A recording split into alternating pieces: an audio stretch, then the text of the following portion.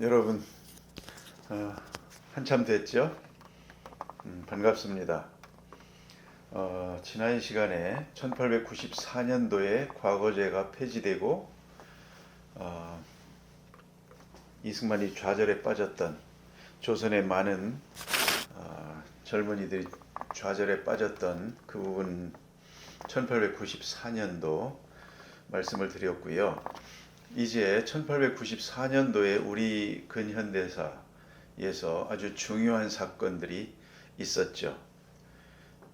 동학과 청일전쟁, 그리고 갑오경장, 이렇게 세 사건을 저는 이제 교회이다 보니까 이 부분을 가볍게 간단하게 지나가려고 생각을 했었습니다만, 이제 근현대사를 전체적으로 생각하는 과정에서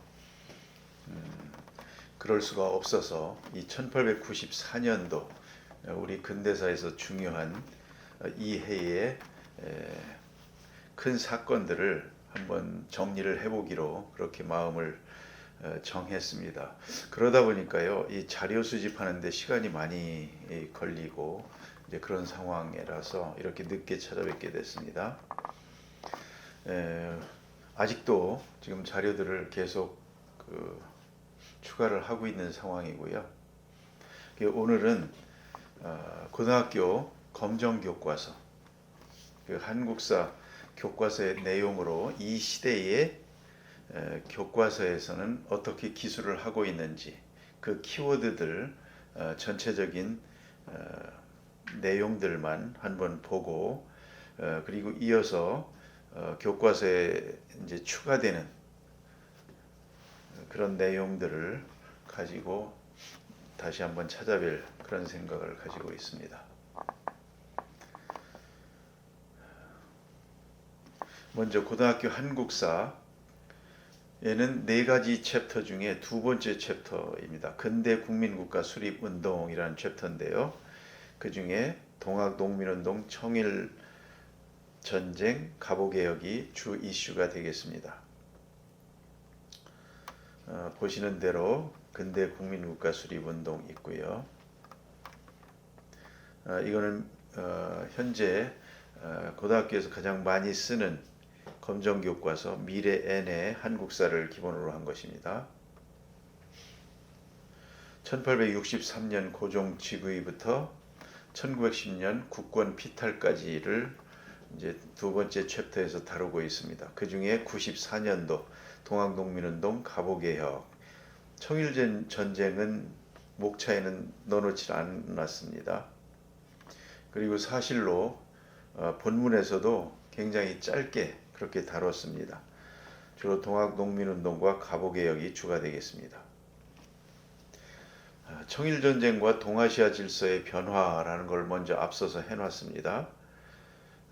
그래서 청과 일의 일본의 이해관계가 충돌한다는 내용, 그 다음에 조선에서 청일전쟁이 일어났다, 일본이 청일전쟁의 승리로 제국주의 국가로 발돋움을 했다, 그리고 조선을 둘러싸고 이제 러시아와 일본이 각축을 벌인다, 그런 내용으로 이제 표시를 해놨고요.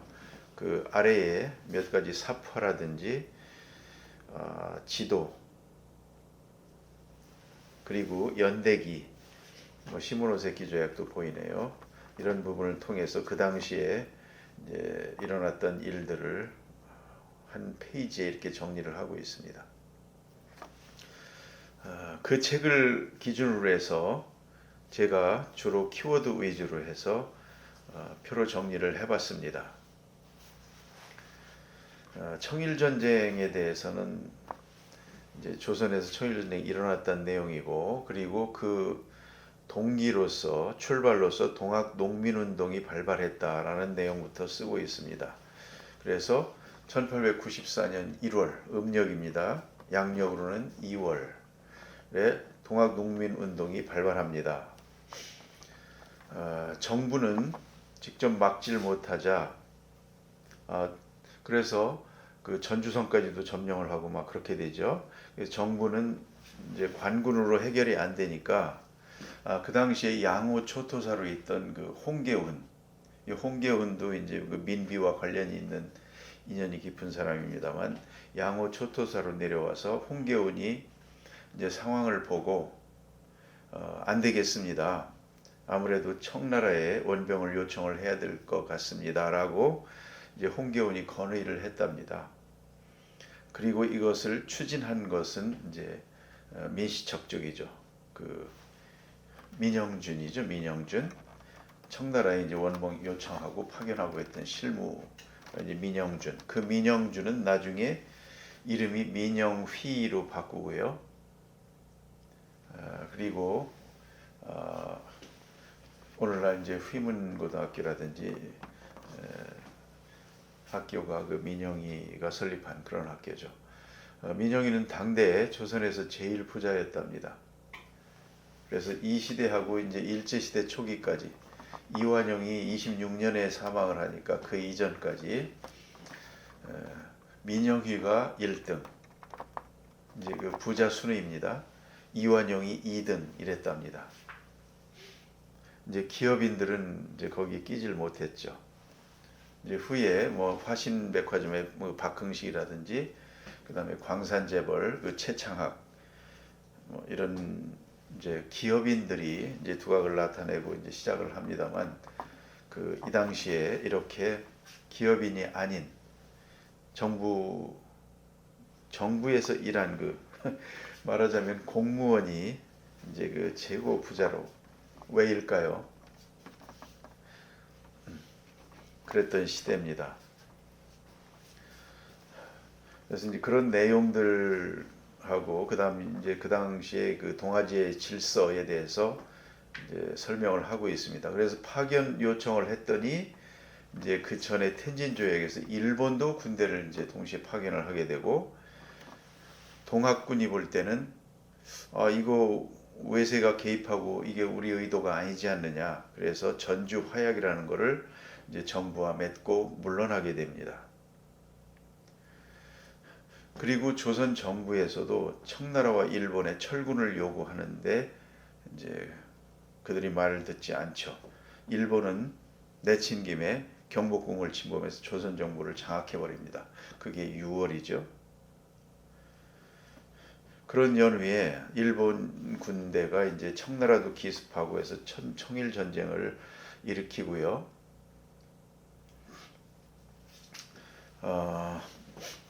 처음에 그 안성, 그렇죠. 안성에서도 이제 처음에 육군에서 하고 해상에서 또 그 어디입니까? 황도 근처에서 또 이제 전투를 벌이고 그래서 일본군이 승리하고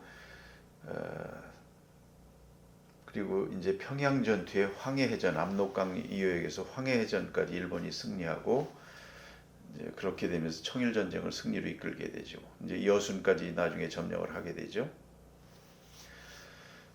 산동반도도 점령하고 그리고 이제 일본은 동학농민군을 제압하고 갑오개혁을 이제 강요합니다. 그래서 1차, 2차 갑오개혁이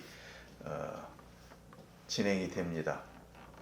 1차에는 청일전쟁 하느라고 일본이 신경 못 썼죠.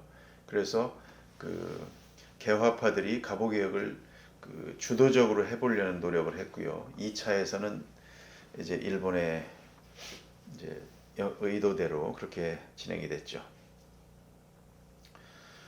그래서 청나라도 뭐 차관도 얻고 이런 상태 되면서 아편전쟁 이후에 청나라가 이제 반식민 상태로 전락하고 독내북이 된 것이죠. 그래서 조선에 대한 그동안에 이제 조공국으로서 영향력도 상실을 하게 되고 청일전쟁으로 동아시아의 질서가 완전히 중화 질서에서 이제 일본으로 넘어가게 되는 것이죠. 이렇게 해서 이제 일본이 이제 근대화에 성공한 일본이 이제 동아시아의 질서에 이제 주도권을 가진 국가로 성장을 나타나게 되고 그러자 이제 블라디보스톡 그래서 러시아 남진하려는 러시아와 이제 또 조선 반도를 놓고 각축을 벌이게 되죠. 그런 내용들이 이제 설명되어 있습니다. 그래서 러일 간의 각축을 벌이는 그 와중에 이제 러시아 쪽에 이제 해서 일본을 막으려 했던 그 민비를 이제 그 시해하게 되고요. 그러면서 고종이 이제 불안하고 해서 러시아 공사관으로 아관 파천을 하게 되고, 이렇게 해서 일본을 견제하고자 했으나 결국은 나중에 러일 전쟁에서도 이제 일본이 승리하고, 이렇게 되면서 이제 우리가 기댈 데는 없었죠. 미국과 영국은 이미 일본과 같은 편이 되어 있고 우리가 기댈 곳이 없어졌죠. 결국은 순탄하게 뭐 특별한 애로사항 없이 나라가 넘어가게 되는 그런 비극적인 역사가 지금 진행이 되는 것입니다. 그림입니다. 그래서 그렇죠. 처음에 청일전쟁의 처음에 풍도해전, 이게 이제 충청도 그 태안 앞바다죠. 풍도해전 있고, 이어서 성환전투, 성환천도 육군의 전투고, 거기서 승리하고 올라가서 평양에서 또 평양전투를 하루 만에 점령을 하고, 단동 안의주까지 가서 황해해전해서 또 승리하고, 대련 웨이하이 그 산동반도에 여기까지 다 이제 점령하고, 베이징은 완전히 뭐 손안에 든 그런 상황이 되죠. 그렇게 되고 그 결과, 그러나 청일 전쟁 이런 뭐 와중에 동학 농민군이 이제 외세 배척을 위해서 2차 농민군이 일어나지만, 이제 우금치 전투에서 아시는 대로 이제 거의 전멸하다시피 하고, 94년도 95년 초에 동학 농민군의 이제 대표적인 전봉준, 손화중, 김계남 이제 이런 분들이 전부 처형당하고 사망하고 하면서 동학 농민운동은 이제 종료가 되죠. 그러면서 일본이 그 청나라와 시모노세키 조약을 체결하면서 어마어마한 이권을 이제 챙기게 되고, 요동반도까지 이제 할양받고, 일본 그 당시 일본 정부 예산의 뭐 몇 배라고 하죠. 그만큼의 이제 그 전쟁 배상금을 청나라에 요구해서 이제 관철시키고 그렇게 됩니다. 이 요동반도 할양이 이제 일본의 손아귀로 넘어가니까 문제가 됩니다. 러시아가 발등에 불이 떨어졌습니다. 그래서 독일과 프랑스를 이제 같이 연합해서 삼국 간섭이라는 것을 통해서 일본한테 요동반도 내놔라. 그래서 이제 일본 정부가 그걸 또 반납을 하게 되죠. 이때의 일본의 여론과 일본 국민의 정서는 그 억울함의 극치였었다고 하죠. 그러면서 절치부심, 이제 러시아를 이겨야 되겠다, 이제 칼을 갈았다, 이제 그럽니다. 그렇게 해서 이제 설명을 하고, 그 다음에 이제 두 번째로 동학 농민운동을 설명을 하고 있습니다. 뭐 소제목만 봐도 대강의 이제 대략을 알 수 있습니다. 지방권의 행포와 외세의 침탈로 농민이 고통을 받았다. 그렇죠? 개화 정책이 추진되고 외국과의 교육이 늘어갔지만 국가 재정은 악화되고 농민들의 생활은 갈수록 궁핍해졌다. 민씨 일파의 권력 독점과 행포가 갈수록 심해지고 매관매직이 성행하는 등 국가기강이 문란해지자 지방 수령들이 가혹하게 농민을 수탈하여 농민의 불만이 크게 높아졌다. 이제 망해가는 그런 내용들이 다 써져 있습니다. 이런 상황에서 내륙까지 진출한 청일 상인이 면직물 수입하면서 면포를 짜서 팔던 농민은 또한 타격을 입었다. 그 다음에 일본 상인의 곡물 대량 수입으로 국내 곡물 가격이 폭등했고, 일부 지역에서는 식량 부족으로 방공력이 내려질 정도로 피해가 심했다. 이런 내용들이 동학농민운동이 일어나게 되는 그 배경으로 설명하고 있습니다. 지배층의 수탈과 외세의 경제 침탈에 대한 반감이 커지면서 농민 봉기가 곳곳에서 일어났다. 이렇게 이제 정리를 하고 있습니다. 이게 뭐 조병갑에서 이제 시작되는 그런 농민운동들이 이제 있죠. 그 조병갑의 후손이 지금 대한민국에서 국회의원도 하고 이제 그랬죠.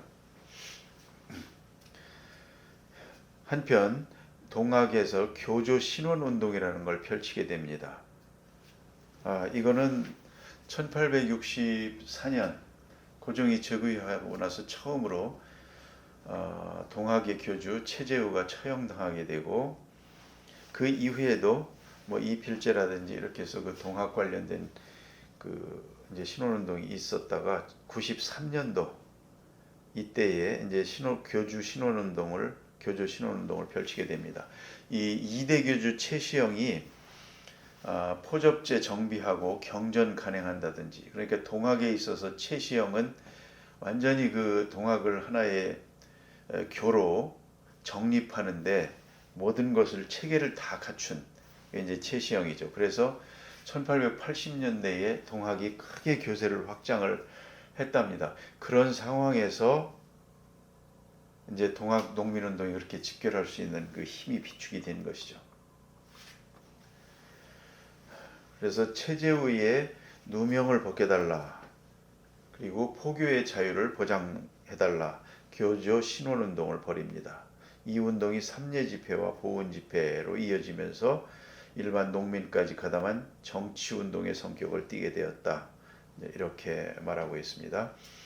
그러면서 그 그림으로 이제 삽입을 했는데, 무명 동학 농민군 의령탑, 그 정읍에, 그리고 고창, 무장이 고창입니다. 그 동학 포고문에 대한 내용, 그 다음에 교조 신원운동에 대한 그 설명, 거기에서 동학교도들이 서울에서 파견된 어사에게 보낸 글 취여라는 것을 또한 교과서에 싣고 있습니다. 그 내용들이 그렇습니다. 수령들의 탐악이 갈수록 심해지니 어찌 백성이 곤궁해지지 않겠느냐. 백성은 나라의 근본인 바 근본이 쇠약해지면 나라도 쇠약해진다. 우리는 초해에 사는 백성이지만 나라의 위태로움을 좌시할 수 없다. 이제 보국안민의 의로운 깃발을 들어 죽기를 각오하고 맹세하노라. 동학 포고문입니다. 교조 신원운동, 의를 내어 세워 외와 서양을 배척하는 것이 무슨 큰 죄가 되기에 체포하고 소탕하려 합니까? 외와 서양이 우리 임금을 끊임없이 협박하는데도 조정에서는 아무도 부끄럽게 여기는 자가 없으니 임금이 모욕을 당하면 신하가 목숨을 바쳐야 하는 의리는 대체 어디에 있습니까? 이 취어에 이렇게 쓰고 있습니다. 마침내 고부 농민 봉기가 일어납니다. 전라도 곡창지대 고부에서 조병갑의 비리와 학정이 심했다. 이 고부는 지금 우리 행정구역에서 보면 찾아보기 힘들죠. 정읍의 한 면소재지로 이제 이렇게 줄어들어 있습니다.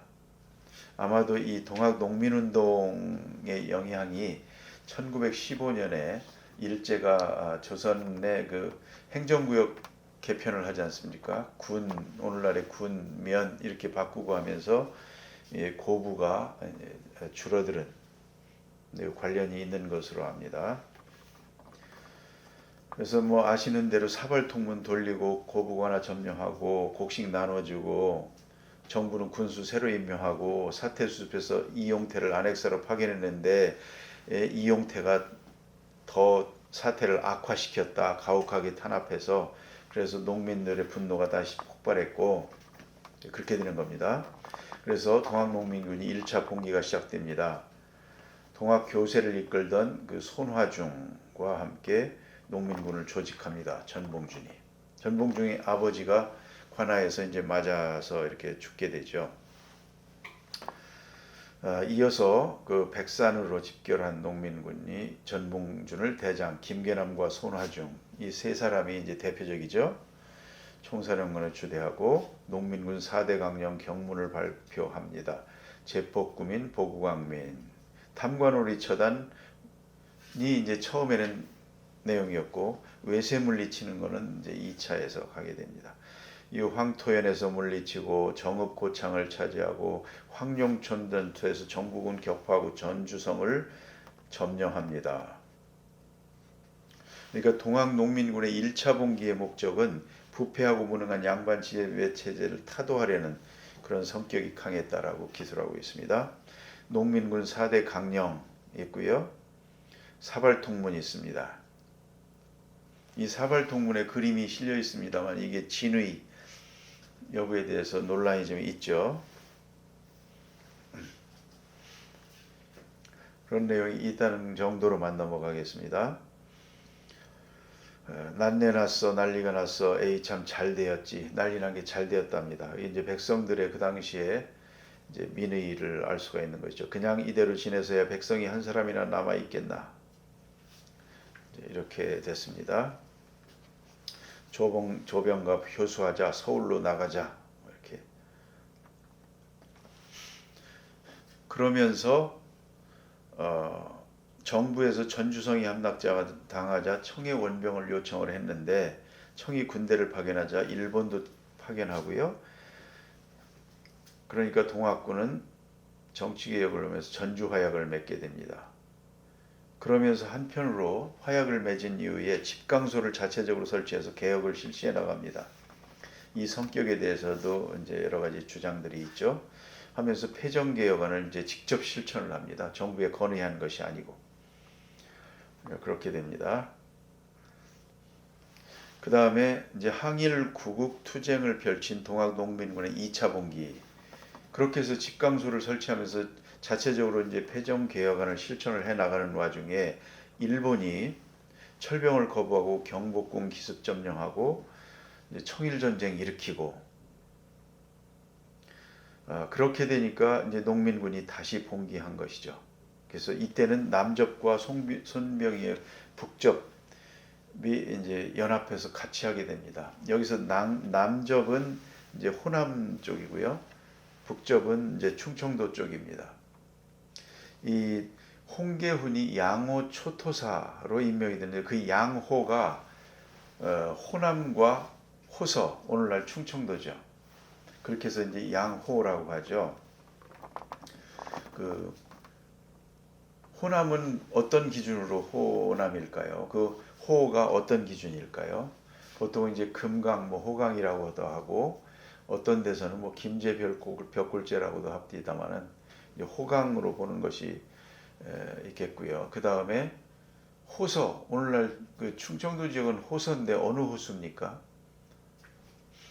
이제 제천 의림지라고도 이제 보는 것 같습니다. 그래서 우리가 보통 이제 중령, 조령해서 그 영의 남쪽, 해서 영남, 경상도를 영남, 전라도를 호남, 호서, 그 다음에 영동, 영서 이렇게 이제 부르게 되는데요. 좀 멋스럽게 부르는 것이죠.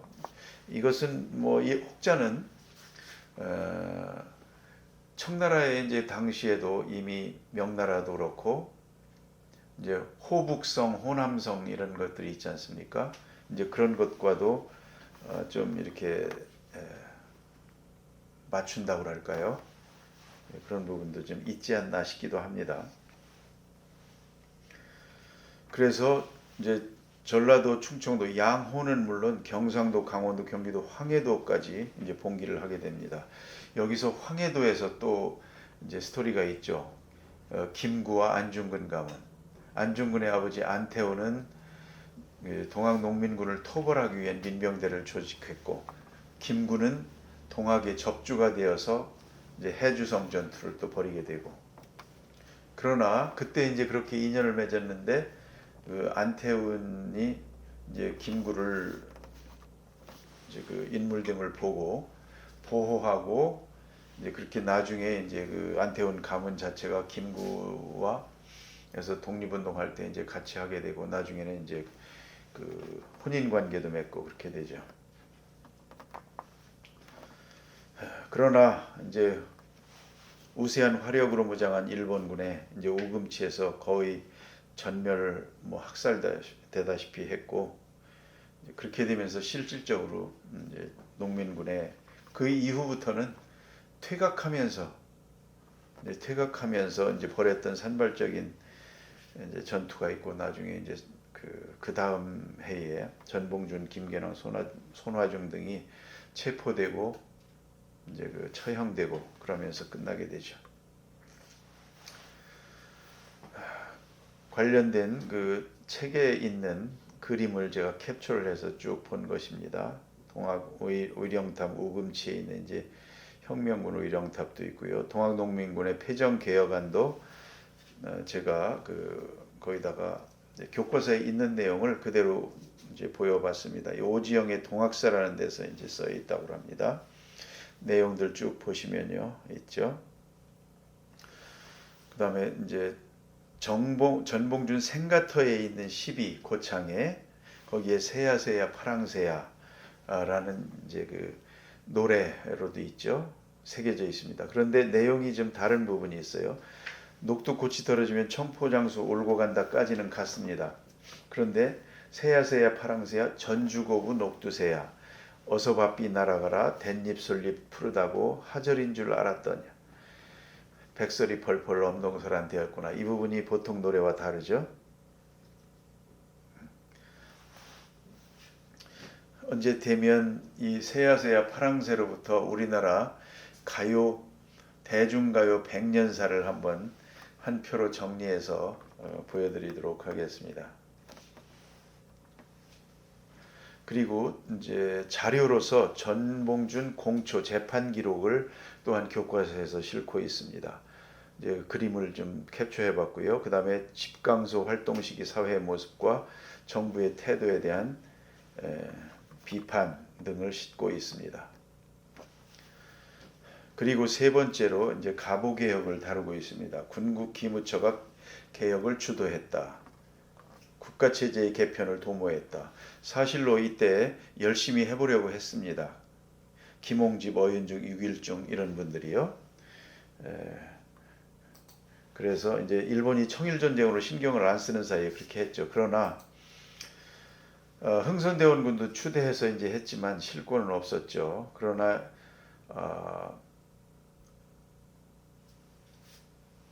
노력을 했고, 그 다음에 이제 이것이 그 동학농민군의 정강도 꽤 반영이 된 것으로 이제 그렇게 알려져 있습니다. 그래서 이제 자주성을 나타내기 위해서 중국 연어도 버리고 개국기념 사용하고, 그 다음에 왕실과 정부의 시무를 분리하고 이렇게 되죠. 국왕의 전제권도 제한하고 의정부의 권한을 집중시켰다. 과거제를 또 폐지하고, 이제 이승만이 이제 그 관련해서 있었죠. 과거제 폐지가 이 갑오경장 때 일어나게 되는 겁니다. 그 다음에 경찰제도도 실시하고요. 이제 근대적인 모습을 갖추려고 노력을 했습니다. 경제적으로도 국가재정을 일원화하고, 이 중요하죠. 조세를 급납화하여, 그렇죠, 돈으로 내고 이렇게 바꾸고자 했죠. 사회개혁도 또 했습니다. 신분제도, 노비제도 철폐했습니다. 조혼 금지하고 고문과 연좌제를 폐지하고 과부의 재가의 허용 이런 부분까지 했습니다. 꽤 이제 열정적으로 하려고 노력을 한 것을 볼 수가 있죠.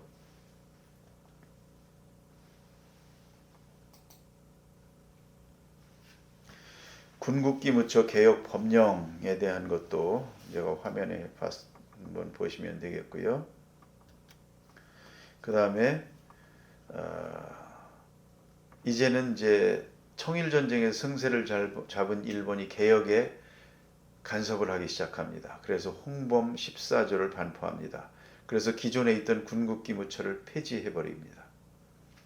그리고 일본의 망명 중이던 박영효를 앞세워 조선을 이제 보호국으로 삼겠다. 홍범 14조를 발표를 하고 하는데, 그 군국 기무처의 개혁을 이제 계승했다. 여기 보면 이제 교육 입국 조서도 반포하고, 이제 근대적 교육 제도인 한성사범학교 소학교를 건립하게 됩니다.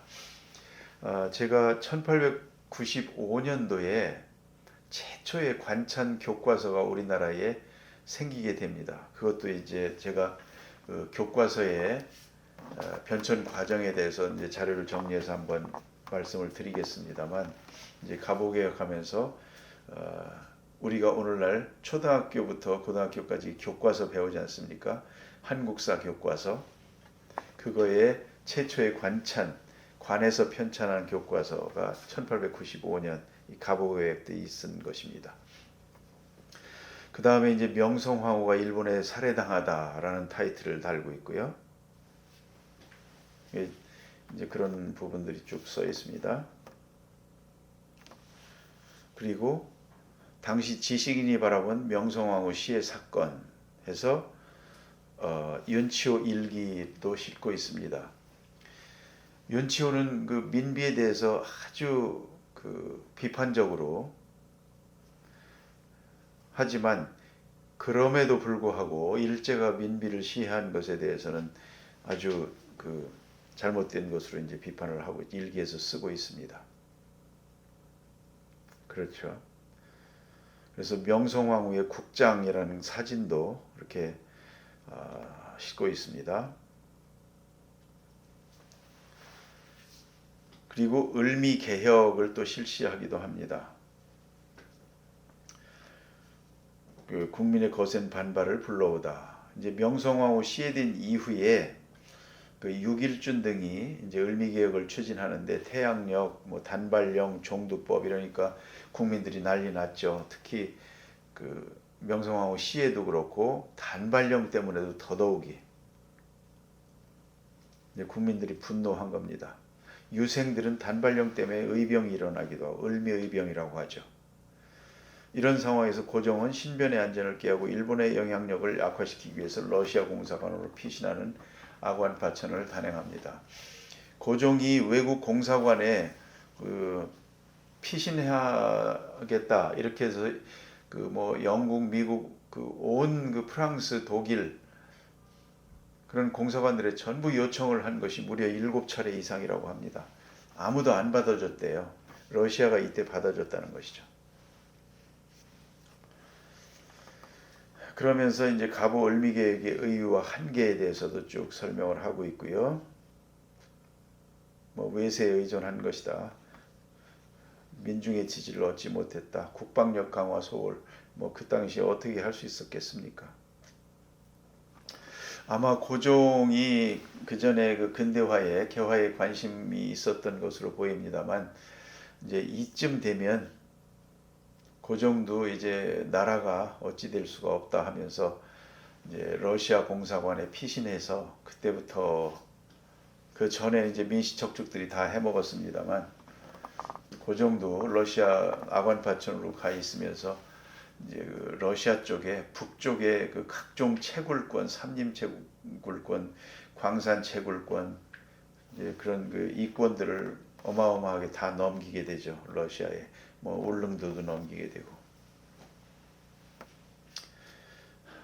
그래서 이제 어떤 면에서 보면 자기 살 길을 찾으려고 했을까요? 그렇게 해서 이제 고종도 이제 그렇게 해서 황실재산 나중에 이제 대한제국하면서 황실재산화하고 이렇게 하면서 이제 황실금고도 운영합니다만은, 그렇게 해서 주머니를 따로 차게 되죠. 그걸 민영익이 또 홍콩에서 관리하고 민영준도 관리하고. 나라가 망해가면 이제 이렇게 되기가 쉽죠. 이것은 비단 우리뿐만이 아니고, 그래서 국민성이 어떠니 이렇게 탓할 것이 아니고, 나라가 망해가면 일본인들도 나라 망했으면 그런 모습 다 보였을 겁니다. 그래서 중요한 것이 나라가 망하지 않을 상황에 있어야 나라를 지켜야 되는, 사실은 그게 모든 것이죠.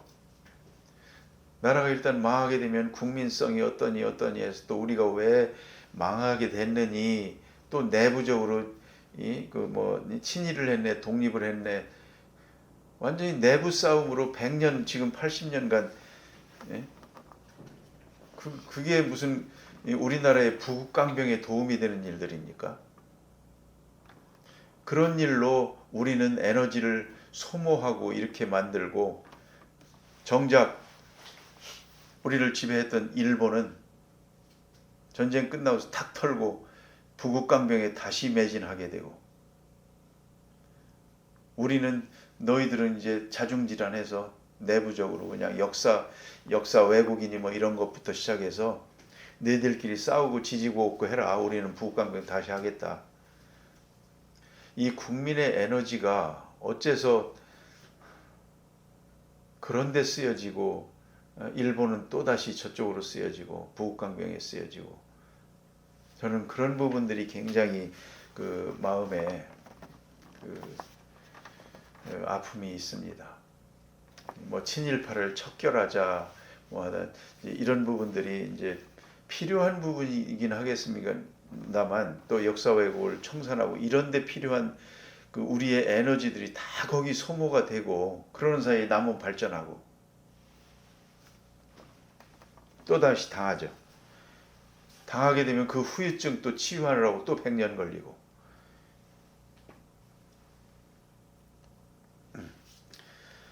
그 갑오 을미개혁에 대한 서로 다른 견해를 마지막으로 보고 마치겠습니다.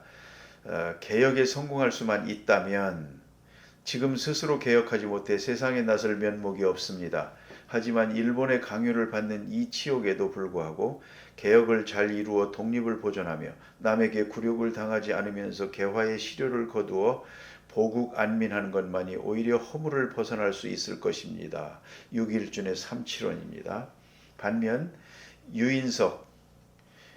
유인석은 격고 팔도 열읍에서 이렇게 말합니다. 우리의 운명을 남에게 맡기다니. 이 나라의 운명을 남에게 맡겨 망해가는 것을 내버려 둘 것인가? 지금 당당한 이 나라를 어찌 소일본이 되게 한단 말인가? 국모의 원수도 통탄하고 있는데 부모로부터 받은 머리카락마저 자르게 하다니. 나는 오랑캐로 변화된 자기 세상에 서면 안 된다고 생각한다. 그렇죠. 생각은 할 수 있죠. 그러나 남에게 안 맡길 수 있습니까? 현실과 상관이 없죠. 6.1준인들 스스로 하고 싶지 않았겠습니까? 할 수가 없는 상황이고, 개혁은 반드시 해야 되겠고, 이 유인석이 이제 이런 생각이지, 그 화서 이항로 이제 그 계열 아닙니까? 의정척사파. 나중에 의병도 합니다만, 의병에서도 뭐 여러 가지 그 참 웃지 못할 일들이 있죠. 쌍놈이 뭐 양반한테 덤빈다 해가지고 그 당시에 그 잘 싸우는 의병장을 갖다가 그냥 그 저기 목을 치고, 그 중요한 시기에 나중에 뭐 만주저 간도로 건너가서 뭐 사실 별 볼 일 없이 살다가 이제 그렇게 생을 마치 막 이제 본인도 불행이고, 이게 나라에도 도대체 이런 게 도움이 됩니까? 세상 물정 모르고 이렇게 하면 이렇게 되는 것이죠. 일본은 명치유신 관료의 반 이상이 한꺼번에 1년 10개월 동안 세계 12개 나라를 다 돌아다니면서 샅샅이 그들의 그걸 다 배우고 파악해서 왔는데, 참 이게 도대체 게임이 되겠습니까? 우리가 그 근대사를 공부하다 보면 참 어떤 면에서는 공부하고 싶지 않을 만큼 씁쓸합니다. 지금 우리 살고 있는 우리는 국제정세에서 얼마나 잘 알고 있고 바른 선택을 하고 우리나라를 지켜갈 수 있을까요? 이때를 생각하면서 우리의 현재를 한번 반추해 볼 수 있겠습니다. 그 교과서 내용이 이제 이런 정도였고요. 다음 시간에 이제 그 동학 농민혁명, 농민운동, 그 다음에 청일전쟁 갑오개혁, 그리고 최초의 우리나라 그 관찬 교과서 뭐 이런 내용들도 추가로 정리해서 이렇게 한번 다시 찾아뵙겠습니다. 감사합니다.